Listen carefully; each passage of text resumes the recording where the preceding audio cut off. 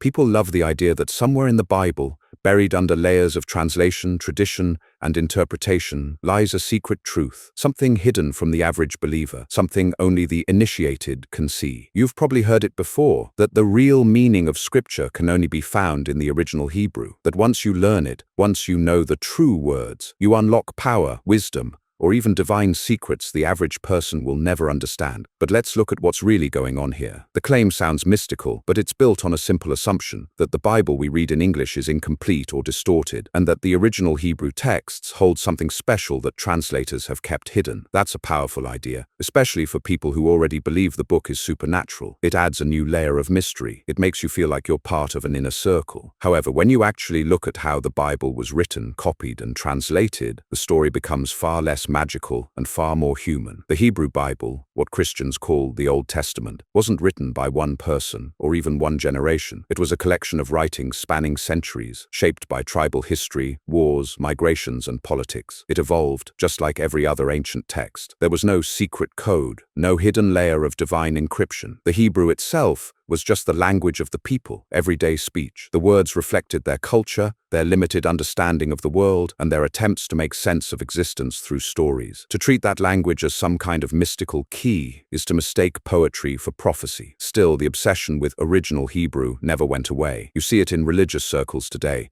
where preachers throw around Hebrew words to sound authoritative. They'll say, in the Hebrew, this word actually means, as if that automatically proves something profound. But language doesn't work like that. Words don't have single fixed meanings. They shift with context, usage, and time. Hebrew is no exception. For example, take the Hebrew word ruach. It can mean wind, breath, or spirit. Which one did the original author mean? Well, it depends. In one verse, it might refer to a literal breeze. In another, it might symbolize life or emotion. When translators choose spirit, they're making an interpretive decision, not uncovering a secret. And yet countless sermons have been built on this kind of cherry-picking. Now, this doesn't mean Hebrew studies are useless. Linguistics can reveal fascinating things about how ancient people thought, but it's not divine decoding. It's anthropology. It's understanding humans, not gods. The real secret of the Bible isn't hidden in the Hebrew. It's hidden in how people use the Hebrew. Religion thrives on mystery, and mystery thrives on exclusivity. If you tell people the truth is simple, they lose interest. But if you tell them it's hidden, locked behind sacred syllables, suddenly you've got their attention. This mindset isn't unique to Christianity or Judaism. Every religion has its language of power. Sanskrit, Arabic, Latin, Greek. The words themselves become magical, even when the meanings are ordinary. Recite them correctly,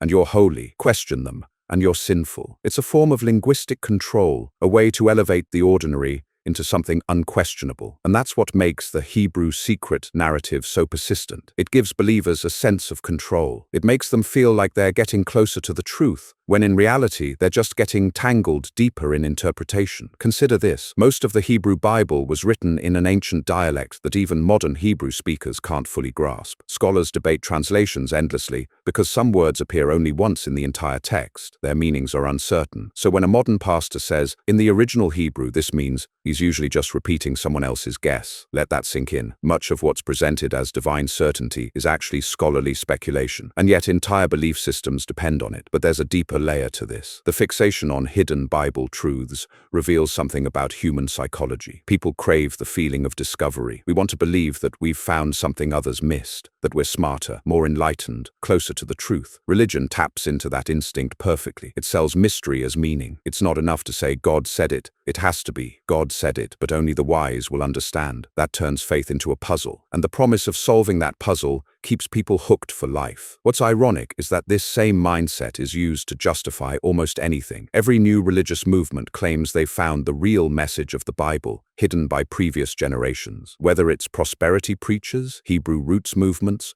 or conspiracy theorists on YouTube, they all start with the same idea. Everyone else was wrong, but we've cracked the code. It's a marketing strategy disguised as revelation. And yet even the most devoted scholars, those who've spent decades studying ancient Hebrew, Aramaic, and Greek, will tell you the same thing. The Bible isn't consistent. It's a patchwork of competing voices. The language itself reflects centuries of rewriting and reinterpretation. There's no hidden layer of divine truth waiting to be discovered, only layers of human thought trying to understand a confusing world. Some of those thoughts are poetic, even beautiful. Others are cruel, violent, or contradictory, but they're all human. Now, Let's talk about power. Because this idea, first you learn the Hebrew, then you get the power, then you get the Bible's secrets, isn't really about knowledge, it's about authority. If you can claim to speak the original language of God, you automatically gain power over people who don't. You become the gatekeeper of truth. Throughout history, that's been the church's most reliable weapon, whether it was priests reading Latin to illiterate peasants,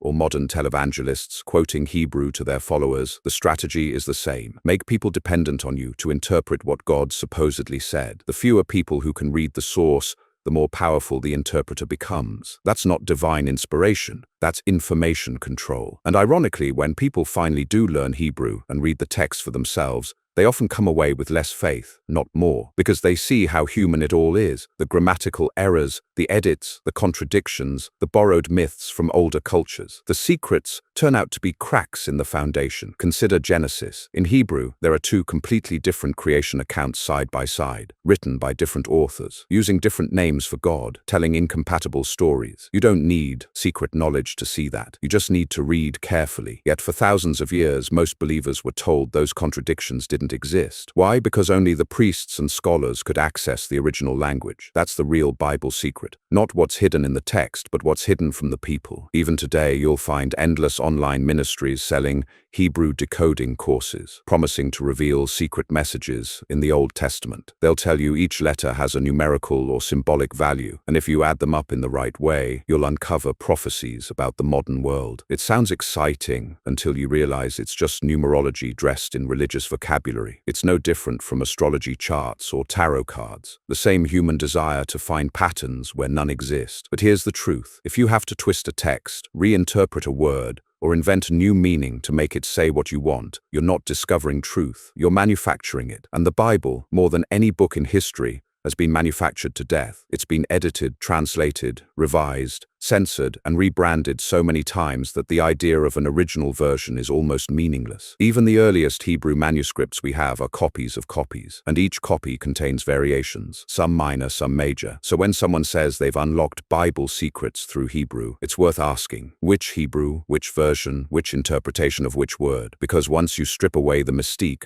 what you find isn't a hidden power source. It's a very old library of human stories, written, rewritten, and misunderstood for thousands of years. If there's any power in it, it's not divine, it's psychological. It's the power of belief, the power of belonging, the power of thinking you know something others don't. And that's what keeps people chasing the illusion of Bible secrets long after they should have stopped. The truth doesn't need secret languages or hidden codes. It doesn't need priests or translators to make it sound special. It just needs honesty and the willingness to question what we've been told. So the next time someone says, learn the Hebrew, and you'll unlock the truth of the Bible, remember this: if a truth depends on a language you don't understand, if it disappears when translated honestly, and if it only exists when explained by people selling you certainty, then maybe it was never truth at all. Maybe the real revelation is that there are no Bible secrets, only human ones. Take one of the most famous mistranslations in history, the so-called virgin birth. In the Hebrew text of Isaiah, the word used is Alma, which simply means young woman. It doesn't specify virginity. But when early Christians translated the Hebrew Bible into Greek, they used the word parthenos, which does mean virgin. That single word shift turned an ordinary prophecy about a young woman giving birth into the foundation for one of Christianity's central miracles. One translation choice changed the course of Western religion. Now, if someone tells you the Bible's original Hebrew holds secret power, remember this: much of that power was created through translation errors, not uncovered by avoiding them. The very thing believers treat as divine truth often began as a simple linguistic mistake, but instead of admitting that, theologians built entire doctrines to protect the illusion. The pattern repeats again and again. The Hebrew word Satan originally just meant adversary or accuser. It wasn't a proper name. It didn't describe a fallen angel or a cosmic villain. But over centuries, through reinterpretation and translation, it became the Satan, a supernatural being at war with God. A word that once described a role became a character, and that character became the centerpiece of religious fear. Think about that. The devil himself, as we understand him today, started as a linguistic drift, not revelation, just evolution. And yet believers will say this proves the Bible's depth. that such transformation shows divine guidance. But if a holy word can mutate this much through time, doesn't that show how fragile the entire system is? If one word can shift the meaning of a faith, how much of what people believe today reflects anything the original writers intended? Another classic example comes from the Ten Commandments. The Hebrew phrase often translated as "thou shalt not kill" is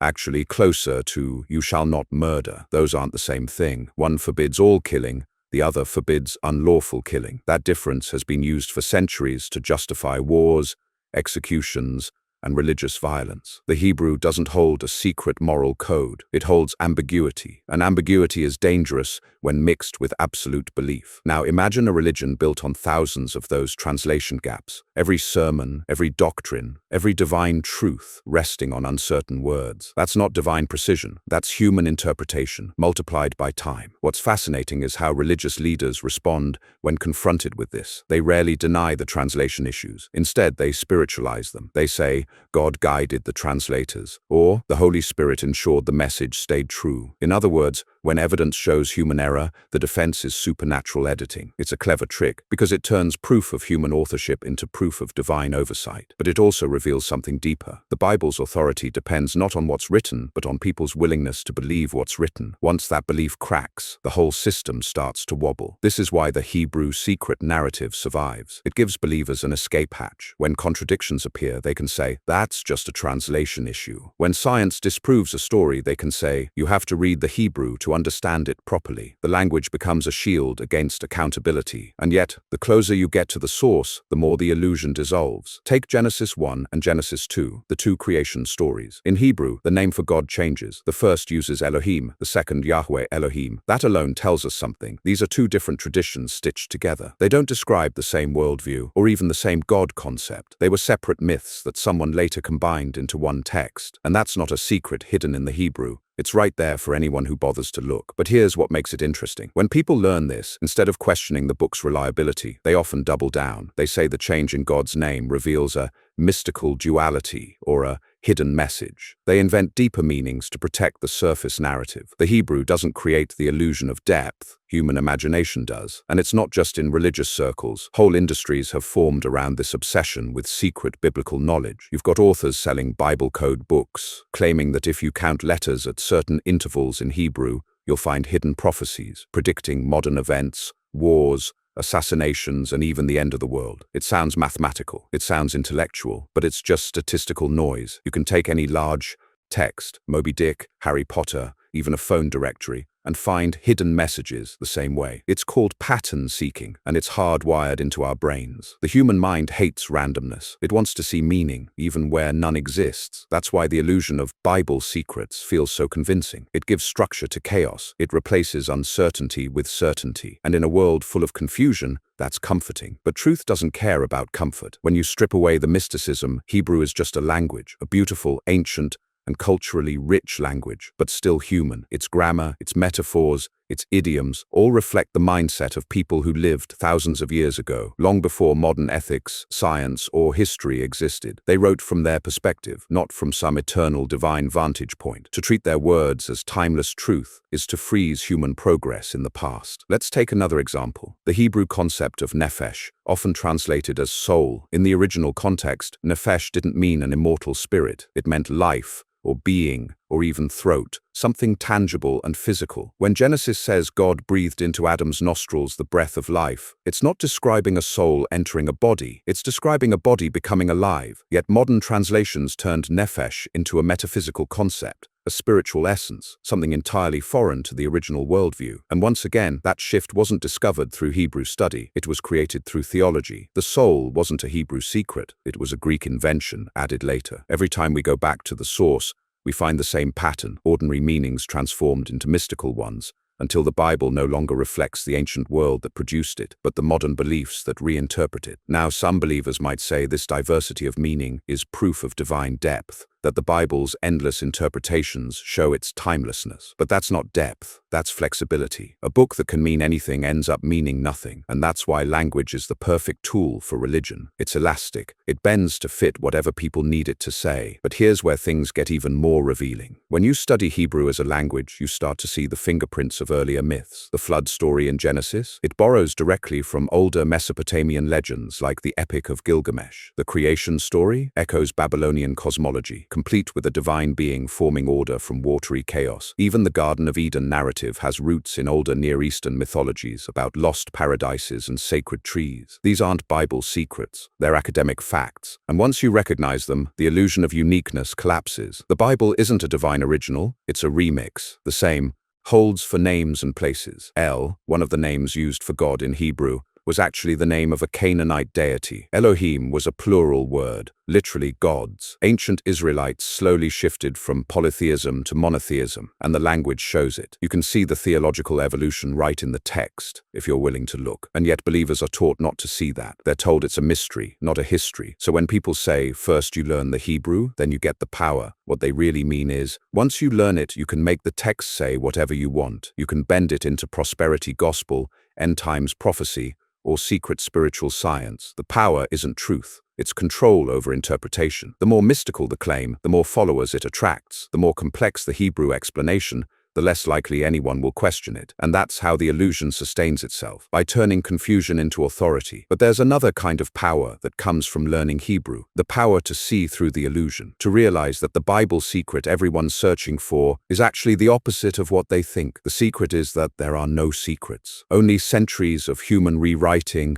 translation, and reinterpretation, each generation adding its own meaning to a book that never stops changing. And maybe that's the most important lesson here. The Bible's endurance doesn't come from divine mystery. It comes from its ability to be reshaped endlessly. It survives not because it's perfect, but because it's flexible. So when someone says, there's a Bible secret hidden in the Hebrew, maybe the best response is, there's a human story hidden in plain sight. The power was never in the words. It was in the people who used them to build nations, control minds, inspire kindness, justify cruelty, and shape entire civilizations. The Hebrew didn't give them divine insight. It gave them a tool, and how they used that tool determined everything that followed. So maybe the real Bible secret isn't about unlocking ancient language or decoding hidden symbols. Maybe it's about learning how language itself becomes a mirror, reflecting not gods, but us. When you start looking at how this Hebrew secret idea shows up in modern religion, it becomes clear that it's less about discovery and more about marketing. There's an entire ecosystem of preachers, YouTubers, and self-proclaimed scholars who claim to reveal the hidden Hebrew meanings behind Scripture. They'll use phrases like, in the original Hebrew, this verse actually means, followed by something dramatic that sounds revolutionary. But usually,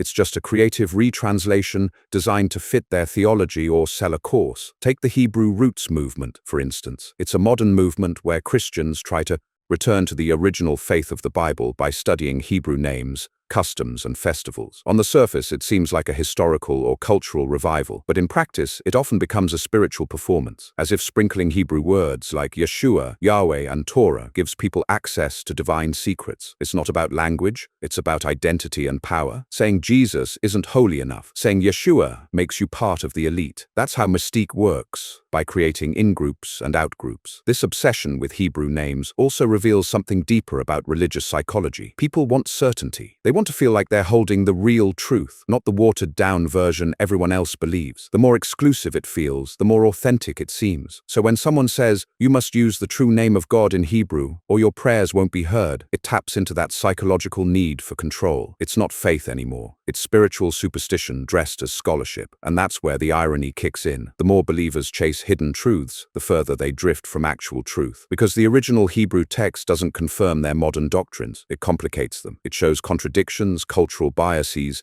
and ideas that no longer fit modern ethics. So rather than confront that, people reinterpret the language until it says what they want it to say. Let's take one of the more popular secrets, the claim that every Hebrew letter carries hidden numerical or symbolic meaning. Entire books have been written about how, if you add up the letters in a word, it points to prophecies about the Messiah, the end times, or even modern events. But this practice, called gematria, wasn't a secret system built into the Bible. It was a medieval mystical tradition that emerged long after the texts were written. In other words, it's not a code hidden by God, it's a game invented by humans. And like all games that promise hidden knowledge, it gives people a rush, a sense of discovery, purpose, and superiority. That's what makes it addictive. When someone says, "The Bible predicts modern wars if you read the Hebrew correctly," it sounds powerful, it feels like proof. But it's not discovery, it's confirmation bias. You can make almost any pattern appear if you start with the conclusion and work backward. That's why Bible codes always seem to find what people already believe. It's not prophecy, it's projection. You can test this yourself. Take a random Hebrew verse, assign numbers to each letter,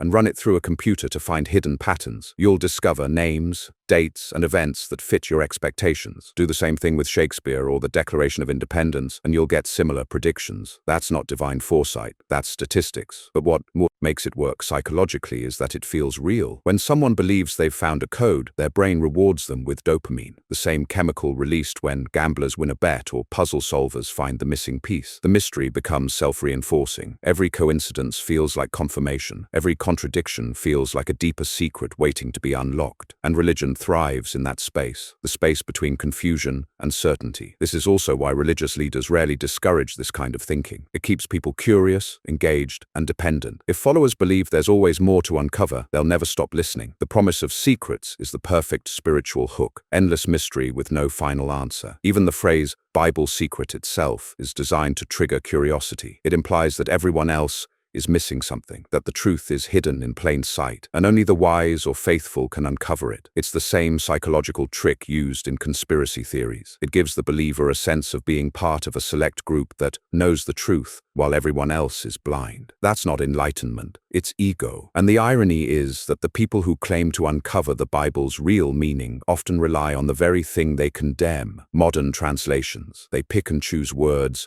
twist context, and invent symbolism. If the Hebrew doesn't support their point, they'll redefine it until it does. The Bible becomes a mirror, not a message. Whatever you want to see, you'll find it. That's why two preachers can read the same Hebrew verse and come away with completely different truths, both claiming divine authority. The problem isn't the text, it's the mindset that treats ambiguity as evidence of depth. And at the core of that mindset is fear. Fear that maybe there isn't a divine message. Fear that the sacred text might just be another human book. Fear that meaning isn't written into the universe. We're the ones writing it. That fear is powerful. It drives people to dig deeper into the text, hoping to find reassurance in its words. If I just learn more Hebrew, if I just understand the hidden meaning, I'll finally know. But they never do, because the more they search, the more contradictions they find. The more they learn, the more human the Bible becomes. And that's the truth most can't face. The Hebrew Bible isn't mysterious because God encoded secrets into it. It's mysterious because it's old, complex, and written by people who thought very differently from us. It's a window into the human mind, not divine revelation. When you learn Hebrew, what you actually discover isn't hidden knowledge, it's context. You see that sin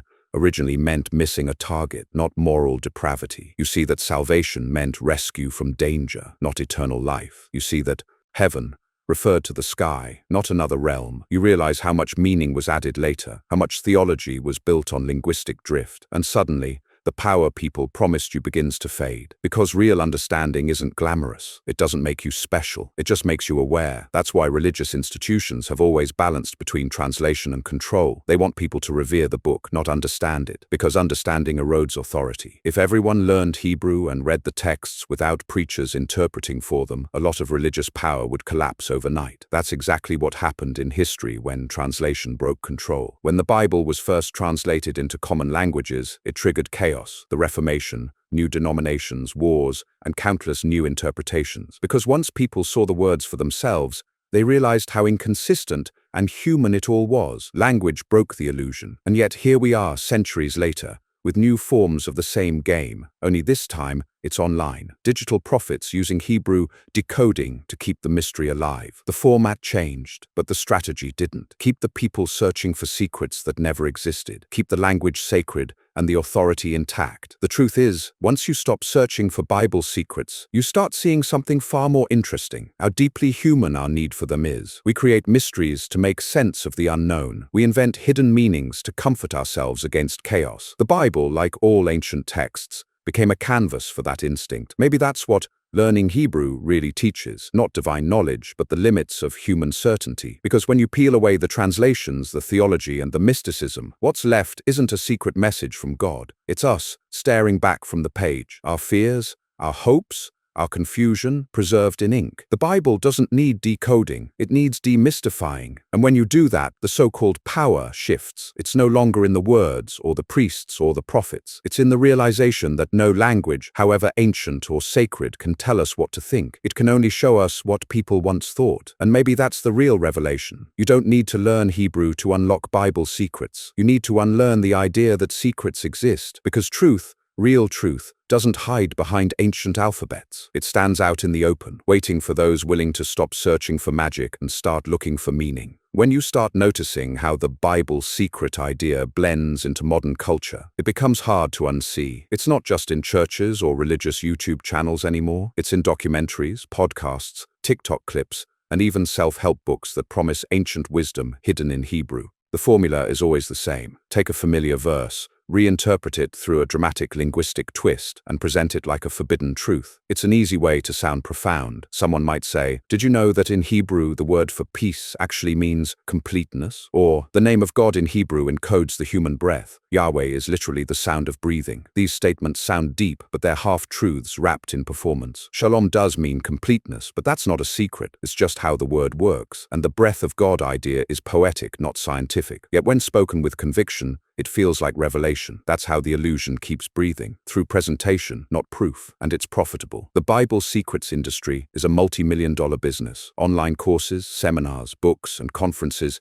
sell the promise of hidden wisdom that can transform your faith, your finances, or even your health. It's not far from the structure of a conspiracy theory. They don't want you to know this, but if you watch this video, or buy this course, or join this group, you'll learn what's really in the Bible. The they is always vague. Translators, the church, the government, the media. The appeal lies in rebellion. You're not just learning Hebrew, you're breaking free from a system that's supposedly been lying to you. It flatters the ego while deepening dependence on the same system selling you the revelation. It's a cycle that thrives because it speaks to two universal desires, the need for control and the need for meaning. Control, because learning the original language feels like having insider knowledge. Meaning, because that knowledge gives purpose to chaos. It explains the unexplainable. If your prayers aren't answered, maybe you didn't use the right Hebrew name. If your life isn't blessed, maybe you didn't speak the true word of God. The problem becomes fixable, not through change, but through secret knowledge. That's the oldest form of spiritual manipulation there is. And what makes it even more interesting is how similar this is to how ancient religions operated. Priests in Egypt guarded sacred hieroglyphic knowledge that only they could read. The same was true in Babylon and Sumer. Knowledge meant authority. When people couldn't understand the language of their gods, they needed interpreters, and those interpreters became powerful. The modern pastor quoting Hebrew on stage is doing the same thing, performing linguistic exclusivity. He doesn't need to know the language fluently. He just needs to pronounce a few words confidently, explain them in a way that supports his message, and the audience will feel enlightened. It's a show, a performance of scholarship meant to make faith feel intellectual, and yet it also reveals something tragic. It shows how far religion has drifted from its supposed purpose. If truth requires secret codes, if meaning requires translation filters, if understanding depends on experts selling access, what kind of truth is that? A truth that hides behind paywalls and ancient alphabets isn't truth at all. And still, people fall for it, because the alternative, that the Bible is just another human artifact, feels too empty, too fragile. Belief in hidden secrets gives life structure. It keeps uncertainty at bay. It tells people there's still something left to uncover, a final piece of the puzzle. That hope is hard to let go of. But here's where reality steps in quietly, without fanfare. Scholars, real ones, not televangelists, have been studying the Hebrew Bible for centuries. They've mapped out its grammar, syntax, and evolution. They've compared ancient manuscripts, tracked cultural influences, and reconstructed historical contexts. And what they've found isn't divine mystery. It's a living document that changed with time. Words shifted, meanings evolved, verses were added, removed, rewritten. The text is not one voice, but many, and those voices argue, contradict, and overlap. There are no secrets to decode, only stories to understand. When you realize that, the whole mystique collapses. You stop asking, what hidden power is in the Hebrew, and start asking, what were these people trying to express? You stop seeing divine puzzles and start seeing human experiences, fear of death, longing for justice, confusion about existence. Those are the real messages. But they don't need decoding, they just need empathy. The tragedy is that religion doesn't reward empathy, it rewards obedience. And the easiest way to enforce obedience is to claim authority over truth. The Hebrew Bible gave that authority to priests. The translated Bible gave it to preachers. The Bible's secret movement gives it to influencers. It's the same old power structure, just with better graphics and microphones. And maybe that's the real reason these so-called secrets persist. Because they work. They keep the focus on mystery, not accountability, on language, not ethics, on hidden wisdom, not visible harm. People get lost in decoding while the institutions selling those codes stay untouched. But there's something liberating about letting go of all that. When you stop treating the Bible as a coded message, you can finally read it as what it is, a cultural artifact, a collection of writings that show how humans once thought, hoped, and feared. It stops being a divine riddle and becomes a historical mirror. You can appreciate its poetry without worshipping it. You can analyze its contradictions without fearing them. You can respect the ancient minds that wrote it without believing they spoke for a god. That's where the real freedom begins. Because real power doesn't come from ancient words. It comes from understanding why we gave them